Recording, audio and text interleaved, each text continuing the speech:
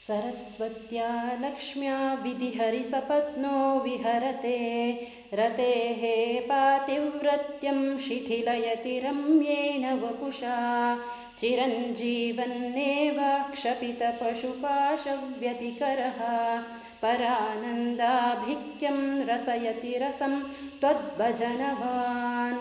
ಶ್ರೀ ಗುರುಭ್ಯೋ ನಮಃ. ಹೇ ದೇವಿ, ನಿನ್ನ ಉಪಾಸಕನು ಹಠವೆಂಬ ಉಪಾಸನೆಯ ವರದಿಂದ ಹರಿಹರರ ದ್ವೇಷವನ್ನು ಶತ್ರುತ್ವವನ್ನು ಹೊಂದಿದವನಾಗಿ ಅವರ ಪತ್ನಿಯರಾದ ಲಕ್ಷ್ಮೀ ಸರಸ್ವತಿಯರೊಂದಿಗೆ ವಿಹರಿಸುವನು ಮತ್ತು ಮನ್ಮಥನಿಗಿಂತಲೂ ಸುಂದರವಾದ ದೇಹ ಪಡೆದು ರತಿದೇವಿಯ ಪಾತಿವ್ರತ್ಯವನ್ನು ಶಿಥಿಲ ಮಾಡುವನು ಎಂದು ಐಹಿಕ ಫಲವನ್ನು ಹೇಳಿ ಜೀವ ಅವಿದ್ಯೆಯಿಂದಾದ ಬಂಧಗಳನ್ನು ಜೀವವಿರುವಾಗಲೇ ಕಳೆದುಕೊಂಡ ಆತ್ಮಜ್ಞಾನಿಯಾದ ನಿನ್ನ ಭಕ್ತನು ಶಿವಶಕ್ತಿ ಸ್ವರೂಪವನ್ನು ಶಾಶ್ವತ ಪದವನ್ನು ಅನುಭವಿಸುವನು ಎಂದು ಹೇಳಿ ಡಿಂಡಿಮ ಭಾಷ್ಯಕಾರರು ಭಾಷ್ಯವನ್ನು ಮುಂದುವರೆಸುತ್ತಾ, ಭಕ್ತನು ಶ್ರೀಚಕ್ರಾದಿ ಆರಾಧನೆಯನ್ನು ಮಾಡುವವನಾಗಿ ಯೋಗ ಸ್ಥಿತಿಯಲ್ಲಿ ತನ್ನದೇ ದೇಹದಲ್ಲಿಯೇ ಮಣಿಪೂರ ಪ್ರಭೃತಿ ನಾಡಿಗಳ ಮೂಲಕ ಏಕಾಗ್ರತೆಯನ್ನು ಸ್ಥಾಪಿಸಿ ಜ್ಞಾನ ಪಡೆಯುತ್ತಾನೆ.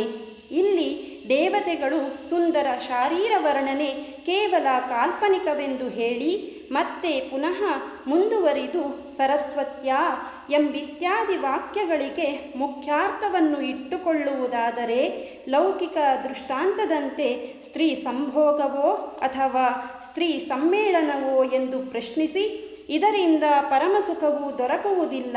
ಹಾಗೆಯೇ ಅತ್ಯಂತ ದುಃಖೋಚ್ಛೇದಾನಂತರಂ ಅಂದರೆ ಅತ್ಯಂತ ಪಾಪಿಷ್ಠನಾಗಿ ಪಾಪಕೃತ್ಯವನ್ನು ಆಚರಿಸಿದ ಕಾರಣ ಪ್ರಾಯಶ್ಚಿತ್ತಾದಿಗಳಿಂದ ಪಾಪನಾಶವಾದ ಮೇಲೆಯೇ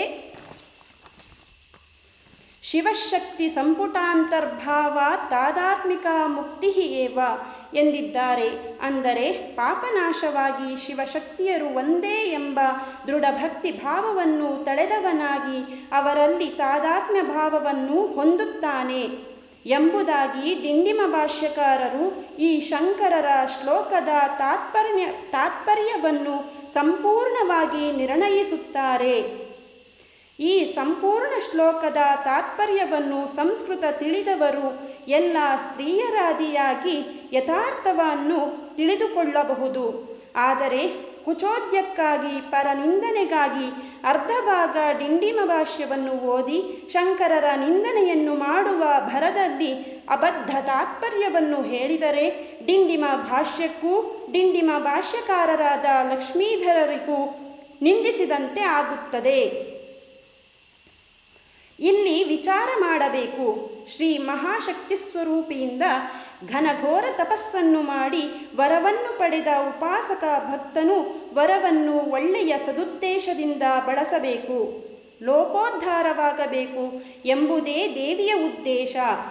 ಎಲ್ಲಾದರೂ ಲೋಕಕಂಟಕರು ಇದ್ದಾಗ ಅವರನ್ನು ಸಂಹರಿಸಲು ಇಂತಹ ವರಗಳನ್ನು ಬಳಸುವುದು ದೇವಿಯ ತೃಪ್ತಿಗೆ ಕಾರಣವೂ ಆಗುತ್ತದೆ.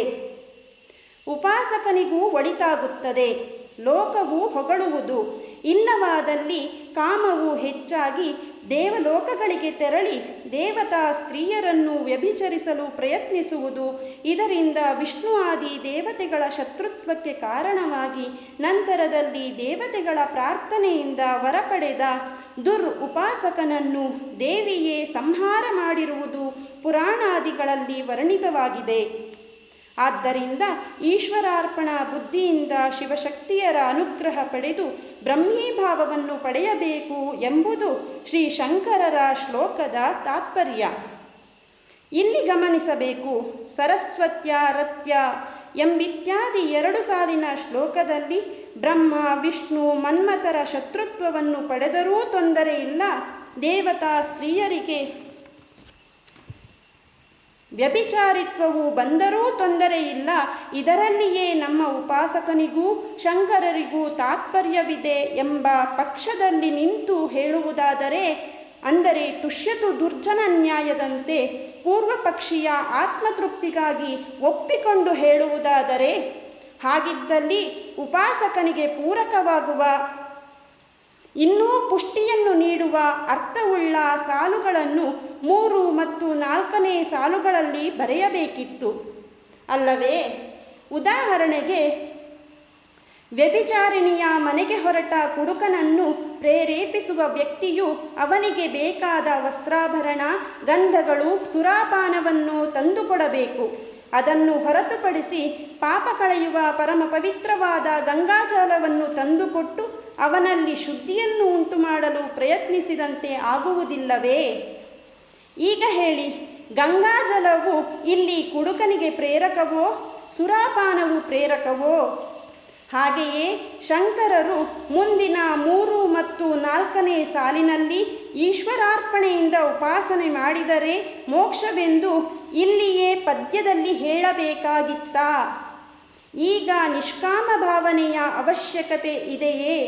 ಶೃಂಗಾರ ರಸವನ್ನು ಹೇಳುವಾಗ ಅದಕ್ಕೆ ಪೂರಕವಾಗುವ ಶೃಂಗಾರ ರಸಭರಿತ ವಾಕ್ಯಗಳನ್ನೇ ಬರೆಯಬೇಕಿತ್ತು ಹೊರತು ಅದರಿಂದ ನಿರ್ಗಮಿಸುವ ಉಪಾಯವಾದ ನೀರಸವಾದ ನಿರ್ಗುಣ ಪರವಾಕ್ಯದ ಸಂಯೋಜನೆಯು ಅವಶ್ಯಕತೆಯೇ? ಕವಿಯಾದವನಿಗೆ ಇಷ್ಟೂ ತಿಳಿಯದೆ ಹೋಯಿತೆ. ಆದ್ದರಿಂದ ಈ ಉಪಾಸನಾ ಸ್ವರೂಪವಾದ ಸೌಂದರ್ಯ ಲಹರಿ ಮುಂತಾದವುಗಳು ಪ್ರಕರಣಗಳನ್ನು ಒಳಗೊಂಡ ತರ್ಕ ಸಂಗ್ರಹ, ಅರ್ಥ ಸಂಗ್ರಹ, ದರ್ಶನ ಸಾರ ಸಂಗ್ರಹಗಳಂತೆ ವಸ್ತುನಿಷ್ಠತೆಯನ್ನು ಬೋಧಿಸುತ್ತವೆ. ಉದಾಹರಣೆಗೆ, ಒಂದು ಕಲ್ಲು ನಿಮಗೆ ಸಿಕ್ಕಿತೆಂದು ಅಂದುಕೊಳ್ಳಿರಿ. ನೀವು ನೋಡುವ ಮೊದಲು ಅದು ಕಲ್ಲೇ ಆಗಿತ್ತು. ಅದರ ಬಣ್ಣ ಕಪ್ಪು, ಬಿಳಿ, ನೀಲಿ, ಹಳದಿಯೋ ಆಗಿರುತ್ತದೆ. ಗಾತ್ರವು ಚಿಕ್ಕದು, ದೊಡ್ಡದೋ, ಭಾರವೋ, ಹಗುರವೋ, ತಣ್ಣಗೋ, ಬೆಚ್ಚಗೋ ಇರುವುದು. ಇದು ಕಲ್ಲಿನ ಸಹಜ ಸ್ಥಿತಿ. ಇದೇ ವಸ್ತುಸ್ಥಿತಿ. ಹಾಗೆಯೇ ಆ ಕಲ್ಲನ್ನು ತೆಗೆದುಕೊಂಡ ನೀವು ಕಲ್ಲಿನಿಂದ ಕುಂಟೆ ಪಿಲ್ಲೆ ಆಡುತ್ತೀರಾ, ಅಥವಾ ಸ್ತ್ರೀಯರಿಗೆ ಕುಚೋದ್ಯಕ್ಕಾಗಿ ಹೊಡೆಯುತ್ತೀರಾ, ಅಥವಾ ರಥಬೀದಿಯಲ್ಲಿ ಶಾಂತವಾಗಿ ಮೆರವಣಿಗೆ ಹೋಗುವವರಿಗೆ ಹೊಡೆಯಲು ಬಳಸುವಿರಾ, ವಿಗ್ರಹಗಳನ್ನು ಧ್ವಂಸಗೊಳಿಸಲು ಬಯಸುವಿರೋ, ಅಥವಾ ಸಾಲಿಗ್ರಾಮ ಶಿಲೆಯೋ ಶಿವಲಿಂಗವೋ ಎಂದು ಭಾವಿಸಿ ಭಕ್ತಿಯಿಂದ ಆರಾಧಿಸುವಿರೋ, ಅದು ನಿಮಗೆ, ಅಂದರೆ ವ್ಯಕ್ತಿಗೆ ಬಿಟ್ಟ ವಿಷಯ. ಹಾಗೆಯೇ ದೇವಿಯು ವರವನ್ನು ಕೊಡುತ್ತಾಳೆ. ಭಕ್ತನ ಉಪಾಸನಾ ಸಮಯದಲ್ಲಿನ ನಿಯಮ, ನಿಷ್ಠೆ ಭಕ್ತಿಗೆ ಮೆಚ್ಚಿ ವರ ಪಡೆದ ನಂತರ ಅದನ್ನು ಉಪಯೋಗಿಸುವುದು ಉಪಾಸಕ ವ್ಯಕ್ತಿಗೆ ಬಿಟ್ಟಿರುವುದು. ಯಾವ ಮಾರ್ಗ ಒಳಿತು, ಯಾವ ಮಾರ್ಗ ಕೆಡುಕು ಎಂದು ನಿರ್ಧರಿಸಿ ಪರಿಜ್ಞಾನ ನೀಡುವುದು ಜ್ಞಾನಿಯಾದ ಶಂಕರರಂತಹ ಗುರುವಿನ ಹೊಣೆ. ಆದರೆ ಪ್ರವೃತ್ತಿ ವ್ಯಕ್ತಿಯ ಮೇಲೆಯೇ ನಿಂತಿರುತ್ತದೆ, ಫಲಗಳು ಕರ್ಮದ ಮೇಲೆಯೇ ನಿಂತಿರುತ್ತದೆ.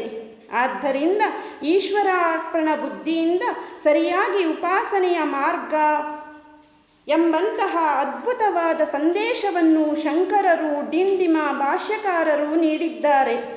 ಶ್ಲೋಕವನ್ನು ಸಂಪೂರ್ಣ ಭಾಷ್ಯವನ್ನು ಸರಿಯಾಗಿ ಓದಿರಿ, ಇಲ್ಲವಾದಲ್ಲಿ ಮಹಾ ಅನರ್ಥವಾಗುತ್ತದೆ.